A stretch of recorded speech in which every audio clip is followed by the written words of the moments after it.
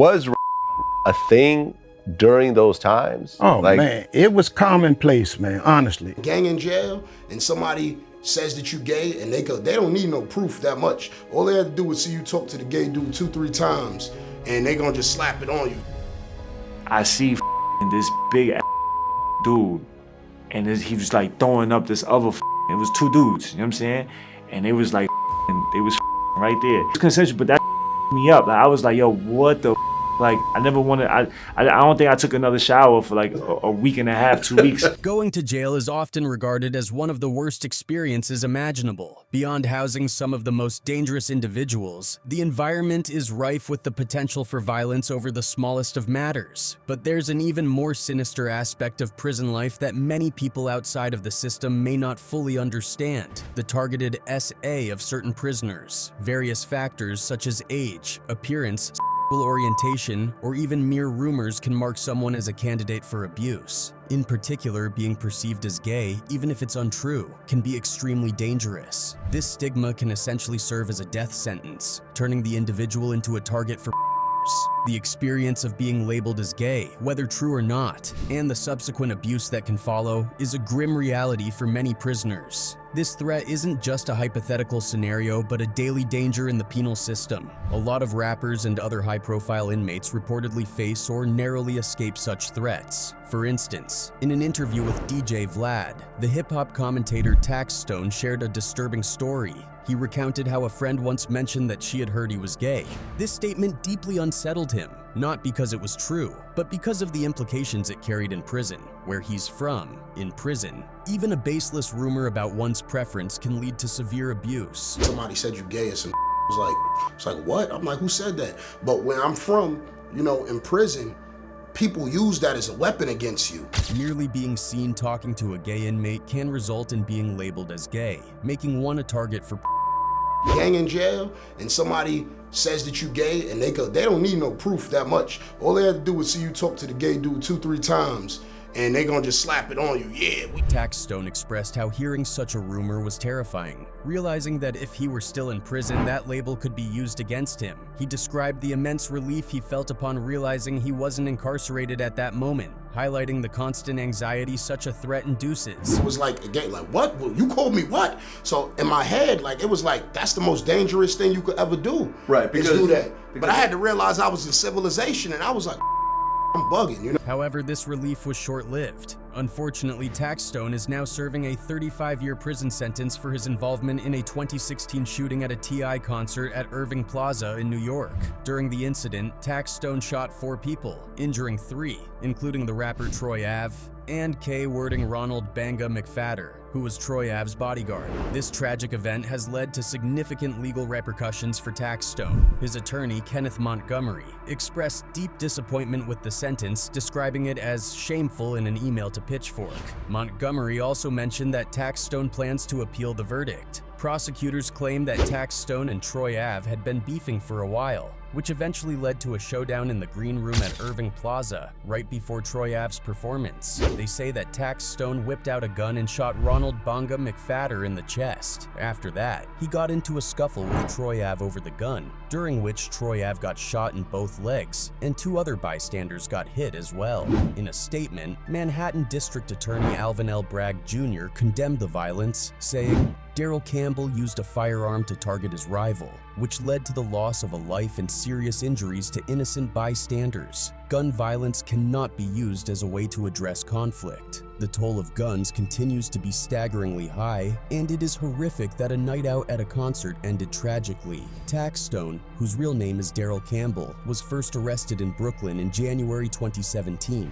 Earlier this year, in March, he was convicted of multiple charges, including 1 count of manslaughter in the first degree, 2 counts of assault in the first degree, 1 count of assault in the second degree, and 2 counts of criminal possession of a weapon in the second degree. Meanwhile, Troy Ave-born Roland Collins was arrested in May 2016 in connection to the shooting and charged with attempted and criminal possession of a weapon. Following the shooting, Troy Ave took legal action against Irving Plaza and Live Nation, arguing that they failed to protect him as a performer. Additionally, 2 fans who attended the concert filed lawsuits against the same companies, claiming they were trampled in the chaos that erupted after the shooting. Let's hope those rumors haven't made their way into the prison. Shifting gears to another story about the harsh realities of prison life, we have Eddie Mathis, who was sentenced to 3 to 9 years for getting into a shootout with a cop during a robbery. According to Mathis, when he and a bunch of other young inmates were shipped off to Lawton Central Facility, they had to band together to form a crew called the Youth Center Mob. Their main goal was to protect the young guys from the older inmates because they had heard all kinds of horror stories about how the older ones abused the younger ones. Now, when we got on the hill, well, we heard stories prior to going over there how the older guys, some of the younger guys, 18 or 20, it might have been 30 of us over there. We just hit the ground like, hey, ain't none of that happened. We protecting all of the young guys. We're gonna stick together, and that's what we done. So we became the Youth Center Mob. Mathis paints a pretty grim picture of life behind bars. He says that assaults were a common occurrence. You could walk out of your dormitory and see 2 or 3 older guys preying on one person, and sometimes it would be even worse, with 20 or 30 guys lining up to do the same thing to that one poor individual. Was a thing during those times? Oh, man, it was commonplace, man, honestly. Dormitory, and see somebody grabbing somebody, 2 or 3 guys throwing a coat over their head, you know, and taking them into a dorm, and you have 20 or 30 guys lined up to Now, there are other rappers who have also been falsely accused of being gay, which could have seriously messed up their careers. Take Tupac, for example. Back in 1995, while he was locked up, Wendy Williams, who was a big deal on the radio at the time, started spreading rumors that Tupac was SA'd in prison. This rumor was completely false, and it made Tupac furious. He spoke openly about Wendy Williams, and the two ended up having a nasty public feud. Tupac was clearly hurt by her comments because they disrespected him. He said, "I got a beef with Wendy Williams saying I got violated in jail because that disrespected me, my family, and what I represent." What made him even angrier was the fact that people actually believed those lies. I'm in jail, they reporting that I'm getting jail. I'm sitting in jail, just banging on my door going, "Ah! Win! Win! Why you ain't saying that? What's going on?" Talking about, I got Other rappers like Mobb Deep and Biggie took advantage of these rumors in their diss tracks like Drop a Gem on 'Em and Long Kiss Goodnight. According to Napoleon, this was the last straw for Tupac. Everyone was coming at him unprovoked while he was in prison, so when he got out, he was on a whole different level. Wendy Williams, she was the one that started that rumor that Tupac in prison, right? Exactly, like that. You know, Wendy Williams. At that particular time, she was hot on the radio. And she started rumoring Pac got. Considering how dangerous these rumors were, Tupac could have been targeted while in prison, which would have been a serious risk to his safety. Another rapper who faced similar issues is Lil Boosie. Boosie Badazz has been very vocal with his criticism of the LGBTQ+ community, which landed him in a long-standing feud with Dwayne Wade and Gabrielle Union. His comments about their 13-year-old daughter, Zaya Wade, who came out as transgender, led to a lot of backlash. He even got banned from Instagram and Planet Fitness after he made transphobic comments and posted them online. At first, Dwayne Wade and Gabrielle Union didn't respond to the media storm Boosie caused, but eventually Gabrielle Union clapped back. "He's so preoccupied. It's almost like don't protest too much, Lil Booze. You got a lot of D on your mind," she said during an interview with Jamel Hill. Union and Hill went on to suggest that Boosie might not have confronted his own preference. "It's like, sir, is there something you want to go ahead and tell us?" she added. Boosie later fired back with a tweet, accusing Dwayne Wade of being gay as well. Whoa. "Hope you don't think black couples look at y'all like a power couple, they don't. Go bang him with that dildo and wait on a script, a lil white girl." During Boosie Badazz's appearance on Vlad TV, he went on to share his more in-depth reaction to Gabrielle Union's comments about him. While he admitted he didn't actually believe Dwayne Wade was gay, Boosie found her comments hypocritical, especially considering she's an advocate for gay rights. At this point, Vlad chimed in, describing Gabrielle Union's comments as a form of gay bashing, which Boosie agreed with wholeheartedly. "You gay bashing me," Boosie added with a smirk. "Are you gay bashing? You're a hypocrite. Everything I said to her was from the heart. We don't look at you like a power couple, baby. I mean, not the people where I'm from." Despite this, Boosie explained that he tried to be respectful because family members had personally asked him not to mention Zaya. "I'm one of the people who stand on this in the industry. I'm one of the people who stand on this. So for her to say that, it makes her a hypocrite also. Baby, you a hypocrite, baby." Oh, so she's gay bashing you, basically. That's you gay bashing me. Are you gay bashing? You're a hypocrite. Even comedian D.L. Hewley weighed in on the matter, saying that while Dwayne Wade and Gabrielle Union love their child and want to protect Zaya, they can't fault someone else for having an opinion, especially when they made the information public. If you make these things public, there are people going to have public assessments of it. Right. So I can't fault you for loving your child and protecting them, and it'd be equally, I can't fault people for having an opinion. Hewley also gave an example from his own life. His daughter got married to a woman, and he was reluctant to post pictures of the wedding because he didn't want his daughter to become a target of abuse. Even though he loves his daughter and supports her decisions, he understands that not everyone will share his views. Hewley rounded off his comments by saying that Boosie's statements don't make him gay. I love my daughter and my other daughter. I went to their wedding and I was proud.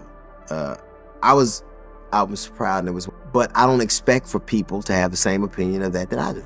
Like Boosie even walked out of a movie with his daughter when a gay scene came on. It was during The Color Purple. Another rapper who faced similar accusations is 50 Cent. For years, rumors have tried to label 50 Cent as gay because he often trolls and calls out people in the industry he thinks are gay. For example, back in 2015, 50 supposedly claimed that he knew why Empire's ratings dropped and that it was because of too much gay stuff. This comment wasn't directed at anyone specific, just the show itself. However, when his ex-girlfriend Vivica Fox was asked about this, she kind of implied that 50 was gay. Andy Cohen asked the Empire actress, "What were your thoughts when 50 Cent blamed the season ratings dip on gay stuff?" Her response, both unnecessary and unclear, was, "First of all, you know the pot calling the kettle black is all I'm saying." Thoughts when 50 Cent blamed the second season ratings dip on gay stuff? First of all, you know, the pot calling the kettle black is all I'm saying. She then referenced an old XXL magazine cover with Soulja Boy as further evidence. Absolutely, I just never forget there was a Vibe cover with him and Soulja Boy that made me kind of go, During this time, 50 Cent was already dealing with his bankruptcy issues, so it seemed like the gay rumors were just another way to hurt his reputation. But these rumors ended up being just that, rumors. 50 has managed to bounce back even stronger despite these attempts to tarnish his image. Another rapper who faced gay rumors is Chris Brown. When all the drama between Chris and Rihanna happened, people started claiming he was gay. Back in 2012, singer Raz B, a former member of B2K, accused Brown of being a closeted homosexual in a memoir. Raz B wrote, "Most men who beat women have latent homosexual tendencies, so there you go." He went on to explain further, saying, "I have a friend who is very close to Chris's camp who told me that Chris was involved with an up-and-coming songwriter, Andre Merritt. So when Chris started calling people gay and fags, I just dropped Andre Merritt's name. I knew it was true when he decided to shut up." Chris Brown slammed back in a now-deleted tweet, saying, "Writing about somebody is a defamation of character. Keep feeding people bull, and I'ma end up owning you in that book, Raz B. God bless my lawyers are handling it." Brown didn't just stop there. He also fired back at haters who accused him of being in a gay relationship after he posted a photo of himself embracing French fashion designer Olivier Rousteing. The drama began when the singer uploaded on Instagram a photo of himself standing side by side with the designer, with Brown even wrapping his arm around Rousteing's shoulders. Shortly after the photo was posted, a lot of social media users accused the singer of having a romantic relationship with the designer. Chris Brown took to social media to slam the haters and shut down all of the speculations that he's gay. He defended himself, saying, "The crazy thing is that y'all used to call me homophobic. Now y'all calling me gay? Respect is respect. Who still hates people for their differences or preferences? Grow up. People are abundantly simple-minded." Another rapper who faced similar rumors is Young Buck. There were rumors that he was secretly involved with a transgender woman named Perfect. It got to the point where an audio recording surfaced of a man, allegedly Young Buck, calling her and demanding she take down whatever she posted about their relationship and issue a statement about the matter. Perfect has since apologized for the audio getting out on the net, claiming she was hacked and had no part in it getting leaked. First, I would like to start by apologizing to David Buck, his family, friends, anyone who has been offended or hurt by the video that was recently posted upon my page. Unfortunately, I haven't had access to my page for over a week. In an interview with DJ Vlad, Young Buck admitted he was once catfished, but that's where it ended. He insisted he never had any relationship with the woman and felt he was set up but wasn't sure why he was targeted. It's clearly a situation where they were using it to try to set me up for whatever reasons or whatever they was trying to do, because when I seen this I could see the way the camera angles and it up. Buck's situation highlighted how easily rumors can spiral out of control and damage someone's reputation, even when there's no truth to them. Then there's Adam 22, who attempted to trick people into thinking he was gay for an April Fool's prank, but it ended up backfiring. Earlier this year, he set up an elaborate prank in which he surrounded himself with a gay porn star, making people think he was gay.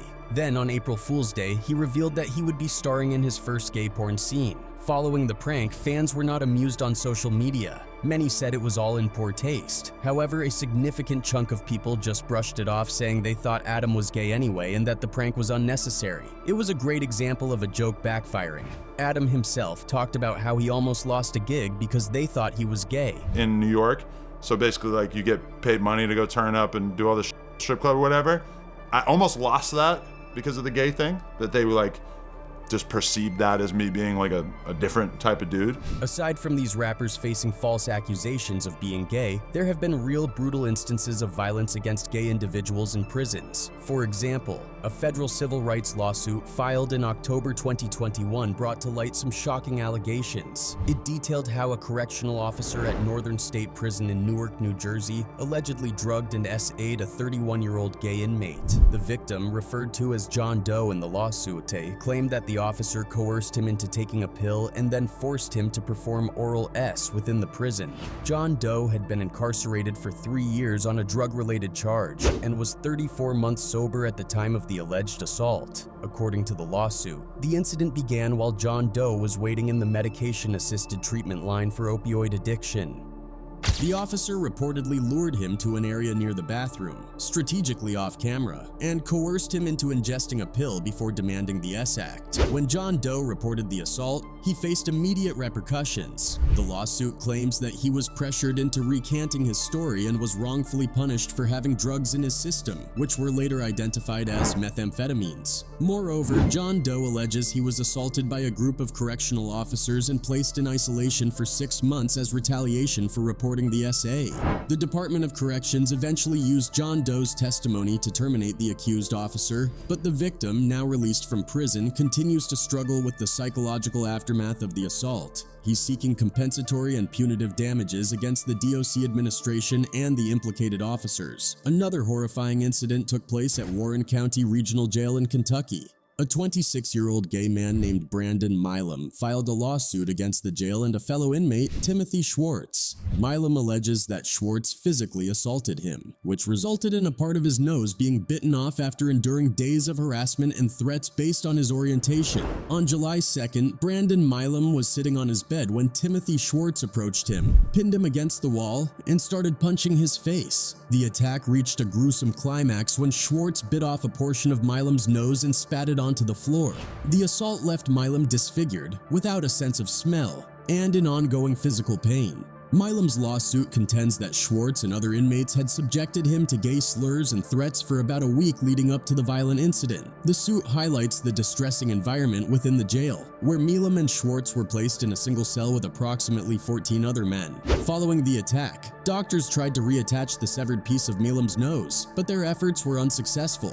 Now facing extensive reconstructive surgeries estimated to cost $26,000, Milam grapples with the aftermath of the brutal assault, both physically and emotionally. Milam's attorneys, including Miss Dawson Mayer, have characterized the attack as an outrageously violent act and expressed concern about the lack of protection in what is supposed to be a secure environment. The Kentucky Equality Federation, which is assisting Milam in his suit, is urging federal authorities to consider the case as a hate crime, emphasizing the jail's alleged deliberate indifference towards Milam's safety. The advocacy group believes that the jail's apparent disregard for Milam's safety, given his orientation, holds them liable for civil damages. Schwartz, indicted on an assault charge, has pleaded not guilty and remains in jail for an unrelated scheme. Milam, initially jailed for violating probation related to a guilty plea for felony theft, has since been placed on house arrest. Another grim story from a federal prison highlights the severe consequences faced by LGBTQ+ inmates. Alec Arapaho, a gay Native American American inmate filed a civil rights complaint against 29 prison officials. He alleged that he was subjected to threats, harassment, and a brutal assault because authorities failed to address the dangers he faced adequately. The federal government agreed to settle the civil rights claim for up to $750,000, shedding light on the systemic issues within the prison system. Arapaho, initially incarcerated at FCI Florence, tried to conceal his orientation to avoid harassment. Despite his efforts, he became a target of threats and harassment by another inmate, William Mexican, who demanded money and made explicit threats. Arapaho reported these threats to prison officials through his stepmother, leading to an investigation. However, the officials found no verifiable threat to his safety, and the harassment continued. In a troubling turn of events, Arapaho was later transferred to a segregated housing unit at USP Florence, a high-security facility on the same property. The threats persisted, with other Native American inmates voting him off the yard, demonstrating the ongoing danger he faced. Shockingly, prison officials then transferred Mexican into Arapaho's cell without proper investigation or consideration of safety risks. Left alone and unsupervised for over 2 days, Mexican carried out a brutal assault against Arapaho. Arapaho's attempts to seek help through duress buttons and security cameras proved futile. Arapaho's civil rights complaint against 29 prison officials, primarily guards, highlighted their failure to protect him. The federal government agreed to settle the claim for a maximum penalty of $750,000. Arapaho's lawyer, David Lane, emphasized the need for criminal charges against guards who lied during investigations, citing it as a crime. An investigation by the Special Investigative Agents Office at the Federal Bureau of Prisons found that 28 guards committed departmental offenses, including inattention to duty and falsifying documents. The Bureau of Prisons declined to comment on disciplinary actions, citing pending litigation, but acknowledged its commitment to ensuring inmate safety. In another incident, 2 members of the notorious white supremacist gang Aryan Circle were sentenced to prison for the brutal beating of an inmate suspected to be gay. This incident, which occurred in Yazoo City, Mississippi, underscores the challenges faced by LGBTQ+ inmates in the prison environment. William Glenn Chun, a high-ranking leader in the Aryan Circle gang, also known as Big Head, ordered Matthew Renfro, alias Mongo, to assault an inmate as a rite of passage within the gang. The victim was chosen based on Chun's belief that he was homo, making him a target for the gang's violent initiation rituals. On January 25, 2023, both Chun and Renfro were sentenced to 10 years in prison for their involvement in the attempted of the inmate. Despite some progress in 2024, acceptance of gays remains an ongoing challenge, evident in instances of torture, hate crimes, and violence within and outside prison walls.